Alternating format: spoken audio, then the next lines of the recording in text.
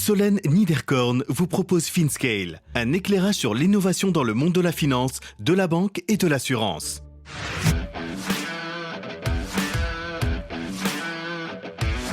FusionFabric.cloud, l'App Store qui amène l'innovation aux banques. Chérine Benzayed, directrice de l'innovation chez Finastra à Paris.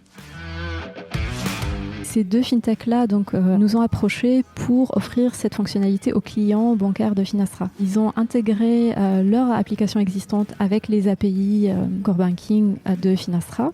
Et donc derrière, nos clients banques, institutions financières peuvent utiliser ces applications-là et les proposer à leurs clients. Après l'Agro-Paris et une spécialisation en mathématiques financières, Chérine a rejoint le groupe Finastra. Actuellement directrice de l'innovation, elle nous explique l'open banking et détaille une étude passionnante sur le sujet. Alors que 86% des banques perçoivent l'open banking comme une opportunité, 30% l'utilisent déjà à ce jour pour créer de nouveaux services.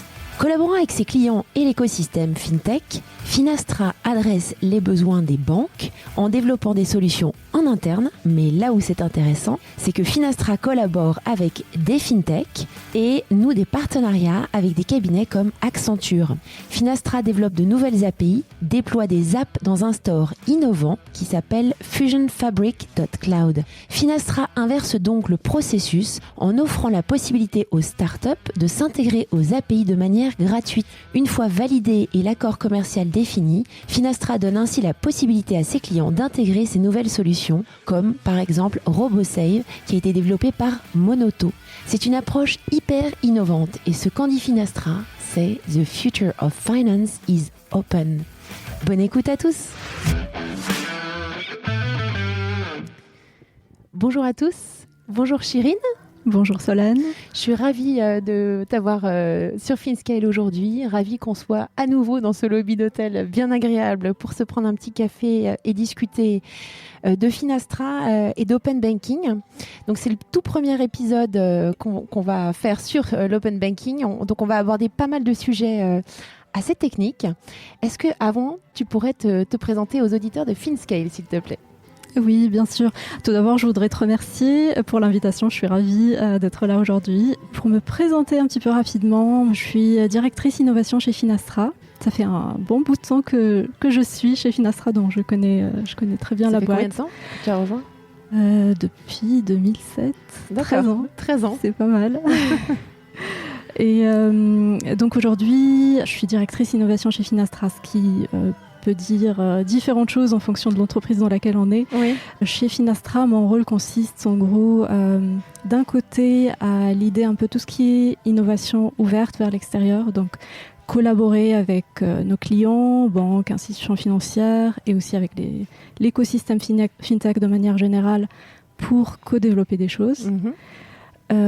Et il y a aussi le côté innovation tournée plus vers l'intérieur, où là l'objectif est d'inspirer les 10 000 personnes qui travaillent chez Finastra pour qu'ils soient acteurs de l'innovation. Ok, parfait. Et avant Finastra, c'était ton premier boulot ou... Oui, c'était en fait mon premier boulot. Donc en fait, ça fait 2 ans à peu près que je suis côté innovation. Avant ça, j'ai travaillé sur la plateforme FusionFabric.cloud. Dont on parlera aussi. Dont on parlera. Où là, j'avais plus un rôle, c'était super intéressant en fait. C'était les tout débuts de la plateforme et j'ai travaillé sur la création, le développement du tout premier écosystème de FinTech autour de la plateforme. Donc c'était aller tester le pitch, définir le pitch aussi au fur et à mesure qu'on en parle avec les FinTech, définir la proposition de valeur et avoir ces toutes premières FinTech qui ont rejoint l'histoire plateforme avec Finastra. Génial. Et tu as une formation d'ingénieur ou de plutôt commercial à la base? Alors ingénieur, je suis ingénieur agronome. D'accord. Ce qui ne doit pas être très commun. Je fais l'Agro-Paris et un master en mathématiques financières. D'accord. Et donc j'ai commencé ma carrière en tant qu'ingénieur financier dans le logiciel côté capital market. Oui. J'ai enchaîné ensuite sur des différents postes en responsable produit. D'accord. Toujours capital market. Donc j'ai une 10aine d'années en marché de capitaux Parfait, en donc on va logiciel. pouvoir rentrer à fond dans les détails et la technique. Ok, écoute, merci beaucoup. Donc comme je le disais, l'objectif aujourd'hui, c'est qu'on parle d'open banking, que tu nous donnes vraiment un aperçu de ce que c'est, parce que c'est vrai qu'on en entend beaucoup parler, il y a beaucoup de choses qui sont publiées, et c'est vrai que pour pas mal de personnes dans l'industrie, ça reste encore assez nébuleux, pas toujours très concret. Alors moi j'ai lu avec grand intérêt une étude qui a été publiée par Finastra qui parle justement d'open banking. Je pense que ce serait intéressant qu'on commence cet épisode par cette étude, et peut-être que tu reviennes avant qu'on rentre dans le vif du sujet de Finastra, mais que tu reviennes sur les findings de l'étude. Qu'est-ce qu'elle a révélé, et en gros où en sont les acteurs, donc vos clients principalement, tu disais des banques, des institutions financières, au niveau de l'open banking, sur quoi est-ce qu'ils se concentrent, en quoi ça consiste, avec quels acteurs ils travaillent. Voilà, je te laisse parler maintenant. Oui. Alors, l'étude est vraiment intéressante. Je ne sais pas si ce serait possible de partager un lien. Si, après, je rajouterai dans le résumé de l'épisode, bien sûr. Elle est vraiment intéressante dans le sens où, tout d'abord, elle a été faite en janvier de cette année, donc un peu avant Covid. Ça nous montre un peu l'état d'avancement en termes d'open banking, que ce soit en France. On a couvert quelques pays européens aussi, l'Allemagne, le Royaume-Uni, aussi les États-Unis, les Émirats, Hong Kong et Singapour. Donc sur vos clients, vous vous concentriez sur vos clients? Non, pas forcément en fait. Il y a eu 774 banques, institutions financières précisément qui ont été questionnées donc sur l'open banking, sur la collaboration, sur l'innovation et fintech, différents sujets donc reliés à l'open banking. C'est très intéressant, je trouve, de voir le statut ou la façon dont les banques, institutions financières perçoivent l'open banking aujourd'hui, ce qu'ils en sont. Et ce qu'on voit, c'est que sur les 12 prochains mois, on a 86% des banques qui ont répondu qui veulent utiliser Open APIs et l'open banking dans leur stratégie dans les 12 prochains mois. Donc ça donne un peu une vision sur ce qu'ils veulent faire sur l'année à venir. Et de manière concrète, c'est une volonté, mais est-ce que concrètement, ils adressent des projets en interne ? Alors, ce qui est intéressant, c'est que ça donne aussi la perspective sur les 12 derniers mois. Et ce qu'on voit, c'est que sur les réponses, il y a à peu près 30% de banques qui ont déjà commencé à utiliser les Open API pour améliorer des services existants. À peu près 30% qui ont déjà utilisé aussi les Open API et Open Banking pour créer de nouveaux services. Et ce qui est intéressant, c'est qu'on retrouve ce même chiffre-là de 30% de réponses de gens qui trouvent que ça a déjà un impact tangible aujourd'hui sur les services qu'ils proposent à leurs clients. Donc c'est assez intéressant finalement parce qu'il y a pas beaucoup de choses qui peuvent avoir un impact réel et tangible aussi rapidement. Donc c'est vraiment intéressant et moi ça me fait penser personnellement à ma banque. Et on peut citer on peut citer la Société Générale. Je ne dois pas être la seule en France. Et hier, il m'avait envoyé un mail justement sur une fonctionnalité de cashback. Ce qui est assez intéressant, c'est la première fois qu'on m'approche pour une offre pareille. Donc c'est avoir des remboursements au fur et à mesure que je dépense avec ma carte bleue sur certaines enseignes. Et c'est très intéressant parce que ce concept de cashback, c'est un concept qui existe depuis un bon moment dans pas mal de pays anglophones où c'est assez développé. C'est intéressant de voir que ça arrive aujourd'hui avec Open Banking justement parce qu'on voit dans les détails de l'offre le consentement à l'accès aux données. On voit l'œil de l'expert, l'experte. Donc c'est assez intéressant et je me disais en même temps que c'était aussi intéressant pour les fintech et les startups de manière générale, parce que ce genre de service qui s'est développé pendant longtemps aux États-Unis et ailleurs arrive finalement assez facilement avec l'open banking et ce sera probablement le cas pour pas mal d'innovations quand elles auront à se développer au niveau global finalement. D'accord. Parce qu'on va retrouver ces standards d'open banking et d'open API un peu partout dans différents pays et je pense que ce sera plus facile pour les fintechs de se développer à l'international avec ce genre de standards et de collaborer plus facilement avec les banques. Ça a été le cas après tu reviendras peut-être dessus, hein, mais avec PSD2, donc la nouvelle directive de paiement, qui oblige les banques à ouvrir les vannes pour les service providers. Donc c'est clairement ce qui nous attend. Mais alors concrètement, je ne sais pas si c'est au travers de cette étude ou en tout cas dans le quotidien avec tes clients, quels sont les services, les tout premiers services qui sont mis en avant par les établissements financiers justement en utilisant cet open banking. Et peut-être avant qu'on commence, est-ce que tu peux définir ce que c'est pour toi que l'open banking? Question compliquée en fait. Alors open banking... Il y a l'open banking réglementaire, tel que défini par DSP2, sur l'ouverture de certaines API de paiement, d'accès aux informations relatives aux comptes bancaires, etc. Et qui sont du coup réglementaires, bien définis, etc. Mais ce qu'on voit aussi, c'est que, et d'ailleurs c'est intéressant encore une fois via l'étude, c'est que Open Banking va bien au-delà de la réglementation, parce que la réglementation est européenne, et on voit que l'Open Banking se développe un peu partout dans le monde. D'ailleurs, il y avait une question sur les motivations pour aller vers des Open API et Open Banking. Et la réglementation venait vraiment en dernier. D'accord. Il y avait vraiment en premier l'intérêt pour les clients, la concurrence, qui fait que les banques doivent s'adapter, offrir de nouveaux services, etc. Donc il y a vraiment une concurrence qui est de plus en plus importante de fintech, de néobanques, etc. Donc la réglementation nous donne une définition. Je pense que l'open banking va bien au-delà de là. On parle aussi de open finance dans le sens où... on voit cette ouverture des API qui se fait aussi côté corporate banking pour proposer à des clients corporate l'accès à des services via des API, que ce soit par rapport à leur compte, les projections de cash, les opérations de trade finance, etc. Donc ça va bien au-delà du cadre retail, paiement qui était DSP2 au départ. Tout à fait.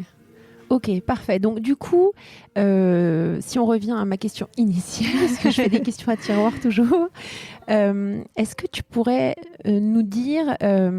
avant qu'on commence, le type de client que vous servez chez Finastra, et en fonction de ces clients-là, qu'est-ce qui est privilégié comme service utilisant l'open banking?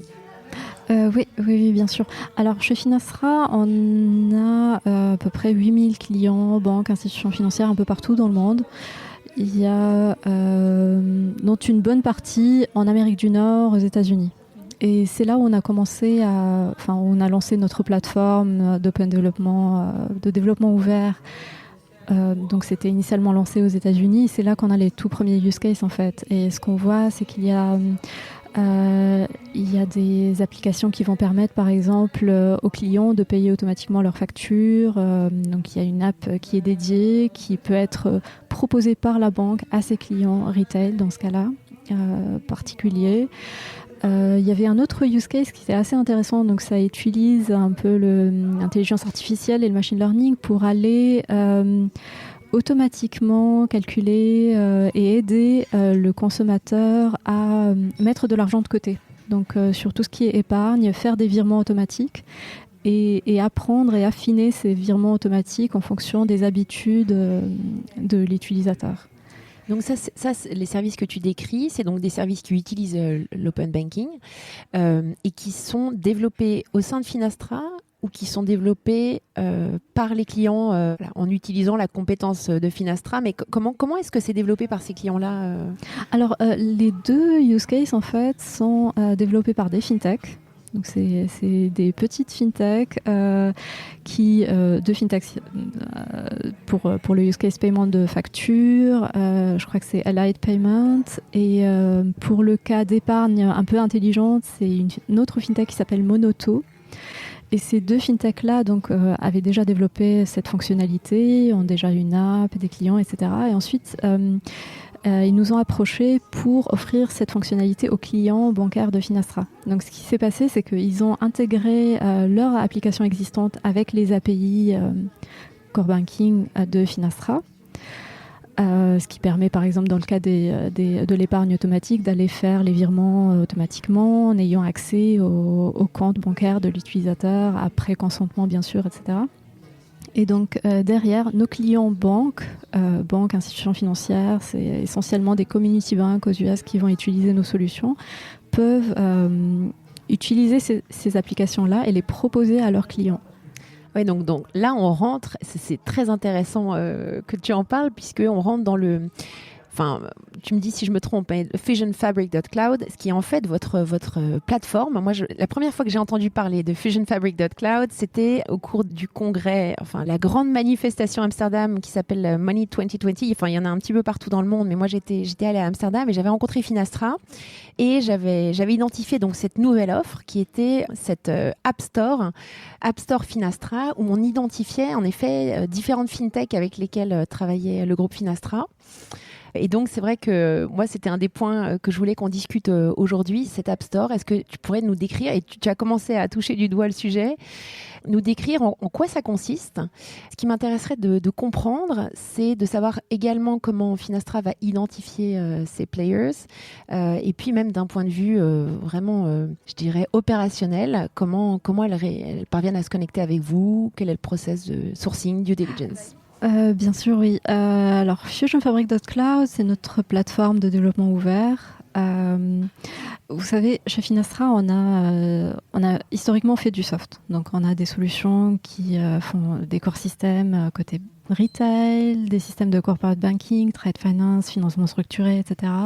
Des systèmes de capital market, front to back, risk management et une plateforme de paiement. Donc c'est vraiment très large. Transversal. Exactement. Et au-dessus de toutes ces solutions, on a cette couche plateforme fusionfabric.cloud qui va permettre, via des Open API, d'ouvrir tous ces systèmes-là et de connecter nos clients, banques et institutions financières, avec différents innovateurs de l'écosystème FinTech. Donc, que ce soit des startups, des boîtes de conseil, des développeurs indépendants qui peuvent développer des solutions, les intégrer avec nos API. Donc, il y a une partie Dev Portal, vraiment développement, intégration, Open API assez technique. Et il y a un volet plus commercial qui est le store, le marketplace, où des FinTech peuvent pousser leur application et Finastra peut les accompagner dans leur go-to-market auprès de notre base client. Excellent. Donc, vous marketez avec elles, en fait, leurs applicatifs. Et vous faites un App Store qui est global ou est-ce que vous faites par région? Parce que les réglementations ne sont pas les mêmes, j'imagine, entre l'Europe. J'imagine. Elles ne sont pas les mêmes entre l'Europe et les États-Unis. Du coup, comment vous adressez ces points-là avec les startups que vous accompagnez et que vous accueillez? Alors ça, c'est intéressant. Ce qui va nous aider finalement à naviguer différentes régions du monde, c'est les core systems en dessous. Donc si un système, je prends l'exemple du système de paiement, il est utilisé un peu partout dans le monde, une fintech qui va se plugger dessus, elle va pouvoir faire son go-to-market auprès de notre base client au niveau global. Si on a des solutions côté retail et retail banking, retail lending qui sont spécifiques Amérique du Nord, là, une fintech qui se plug dessus va pouvoir faire son go-to-market spécifiquement sur ce marché-là. Ok, d'accord, c'est très clair. Après, j'imagine que vous avez des besoins qui sont montés par vos clients. Donc, je ne sais pas moi, des clients qui souhaitent avoir des outils pour justement aider les corporates à mieux gérer la trésorerie, typiquement. Comment est-ce que vous allez chercher à remplir ce besoin? Est-ce que vous allez du coup vous sourcer des fintechs qui travaillent sur ces sujets-là? Comment est-ce que vous adressez justement les besoins clients? Alors ça, c'est vraiment intéressant. C'est finalement le contact qu'on a avec nos clients sur les différentes lignes produits qui va nous permettre de prioriser les use cases, prioriser aussi notre roadmap d'API, parce qu'on continue à rajouter des API. On a lancé la plateforme il y a un peu plus d'1 an, mais on continue à en rajouter. Vraiment, c'est beaucoup de travail et on continue à investir là-dessus. Et ce qui va nous permettre de prioriser, c'est ces retours clients. Et donc, ça nous permet de définir des thématiques prioritaires, que ce soit pour le développement d'API ou pour aller chercher les bonnes fintechs qui vont répondre à ces besoins-là. Donc là, on était justement en train de finaliser nos priorités. On a une liste de thématiques prioritaires. On va chercher des fintechs spécifiquement sur ces problématiques-là. Ce qu'on fait aussi, c'est que sur certains sujets, on investit en interne pour développer des API, des applications, donc Finastra, qui vont se retrouver aussi dans le store. D'accord. ou alors on va travailler de manière stratégique avec certains partenaires pour développer des applications. Pour reprendre l'exemple de prédiction de cash flow, de trésorerie, gestion de trésorerie pour les corporates ou pour les SMI dont tu parlais, on a travaillé avec Accenture là-dessus. Et donc, il y aura, courant du mois de juillet, une nouvelle application dans le store pour gérer tout ce qui est SME banking, qui va faire entre autres la gestion de la trésorerie. Ok. Et vous avez combien, si on prend par exemple un client bancaire en France ou en Belgique, combien de DAP a-t-il à sa disposition? T'as une idée ou pas? Alors, on reste quand même dans le début de l'aventure. Oui. Donc, on avait lancé la plateforme en mai dernier. Mai 2019 ou mai 2019. Ouais. En commençant par le marché nord-américain. Donc là-dessus, on doit avoir une vingtaine d'apps, dont plusieurs déjà en production, avec, je pense, une centaine de clients en fait. Et on arrive depuis quelques mois sur l'Europe. D'accord. Donc on a beaucoup d'applications qui sont soit en cours de développement, en cours de validation, quelques-unes qui sont déjà dans le store, mais il n'y en a pas tant que ça finalement. D'accord. Je vais prendre un exemple d'une app qui est déjà dans le store, donc qui a passé toutes les étapes de validation, de développement, de validation. En fait, la validation, c'est assez important, mine de rien, dans un segment aussi critique que le monde bancaire, parce qu'on va avoir pas mal de checks de sécurité sur les données, etc. Et c'est quelque chose qu'on ne fait pas en interne, qu'on outsource à une boîte spécialisée. D'accord. Pour avoir vraiment une certification externe, un tampon. Oui, parce qu'une fois que c'est à disposition, tous vos clients qui utilisent votre core banking system peuvent potentiellement utiliser cette app. Exactement, Ouais. Donc c'est vraiment important. Et donc une app qui a déjà passé cette phase de validation, qui est déjà dans le store, c'est une application qui s'appelle Vector Risk. C'est une boîte australienne, mais qui est présente dans plein de pays, dont des pays européens, et qui fait en fait tout ce qui est calcul de FRTB, de VaR, donc calcul de risque réglementaire. FRTB, je connais pas. FRTB, Fundamental Review of Trading Book. Voilà, c'était bien que tu précises. Oui, VaR, alors c'est Value at Risk, j'imagine. Exactement, et FRTB, c'était pas, donc, connu de mon côté. Oui, c'est très spécifique en fait, monde marché de capitaux, et c'est la nouvelle réglementation, enfin nouvelle maintenant, qui arrive maintenant à application, mais en gros c'est les différents changements de réglementation après les crises financières. Donc ça a été initié il y a un bon moment, ça a mis du temps à être mis en application, et donc c'est le genre de réglementation où on doit faire énormément de calculs massifs sur des portefeuilles énormes et faire des calculs de risque, de sensibilité, etc. Et, donc cette start-up, elle travaille sur ce besoin-là. Exactement. Et elle est disponible sur l'App Store. Donc tous les clients qui ont besoin d'adresser ce problème-là, vos clients bancaires, peuvent l'utiliser. Est-ce que c'est compliqué à implémenter chez eux ? Comment est-ce que ça se passe une fois donc qu'elle est disponible sur l'App Store? J'imagine que tu disais vous accompagnez pour le go-to-market, donc vos clients sont forcément informés d'une manière ou d'une autre de la mise à disposition de cette app. Après, comment est-ce que ça se connecte sur leur système? Est-ce que c'est du coup immédiat? C'est peut-être très naïf comme question. Je pense que c'est une question qui est très importante, et je pense que c'est ce qui change tout avec la plateforme et l'approche API, c'est que de point de vue intégration et implémentation, on inverse complètement le processus. Donc, ce que faisait une boîte comme Vector Risk historiquement, c'est qu'elle allait parler à un client donné, il y a des phases de discussion, peut-être faire un POC, et ensuite ils décident d'acheter le produit, et ensuite ils partent sur un travail d'intégration qui peut durer plusieurs mois. Là, on inverse complètement le processus, dans le sens où Vector Risk commence par tout d'abord s'intégrer aux API des systèmes Capital Market de Finastra. Une fois l'application est sur le store, l'intégration est déjà faite. Donc il n'y a plus vraiment d'intégration à faire. Le client peut utiliser directement l'application. Ce qui est spécifique au monde Capital Markets qu'on a aujourd'hui, comparé à un monde retail qui peut être beaucoup plus cloud, SaaS, où là on est vraiment sur un déploiement en 5 minutes de l'application. Si je parle de Monoto ou de Allied Payment, les deux exemples dont je parlais tout à l'heure, là on est vraiment sur un déploiement en quelques minutes. Dans le monde Capital Market, c'est un peu plus compliqué parce que beaucoup de systèmes sont encore on-prem. donc installé chez le client.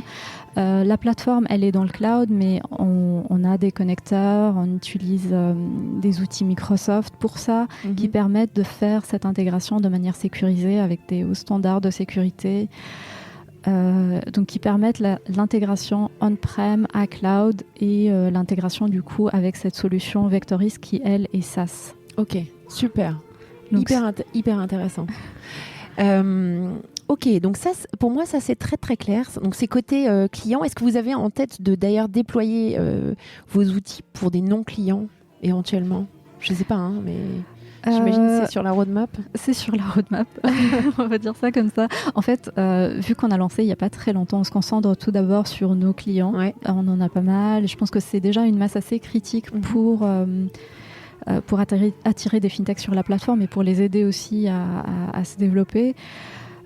À terme, on ouvrira à plus de systèmes, à des systèmes third party. Ça fait partie de la vision dès le départ, dans le sens où, au final, on a commencé toute cette histoire, toute cette aventure de plateforme en se disant le futur de la finance est ouvert, the future of finance is open.